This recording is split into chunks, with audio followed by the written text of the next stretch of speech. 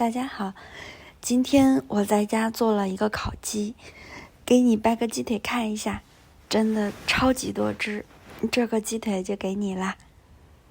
我们先来调一个酱汁，待会儿就用它来腌制。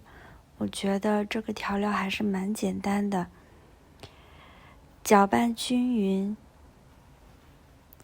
买了一只差不多2斤的鸡，去掉鸡爪、鸡屁股还有鸡头，然后倒入调好的酱汁，把酱油汁抹均匀。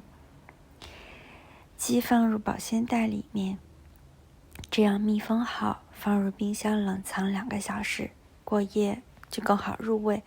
切好苹果，放入腌好的鸡肚子里，再用牙签缝一下肚皮的部分，锡纸包裹好鸡翅尖和鸡腿容易烤糊的地方，再用棉绳绑好鸡腿，再用吹风机吹干鸡皮，这样烤得更脆。用架子把鸡放入旋转槽里，220度先烤30分钟，时间和温度各自烤箱不一样。准备1块黄油，少量的蜂蜜，搅拌均匀。时间到了，刷在鸡的表面，每一处都要刷到。再把烤鸡放到空气炸锅里面，160度再烤15分钟，烤鸡就完成了。颜色真的好好啊！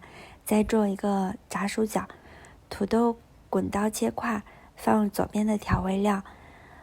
好像我这个辣椒放的有点多了。然后把它抓拌均匀，平铺在烤网上，放入空气炸锅中，设置180度20分钟。终于可以开动了，先倒一杯饮料吧。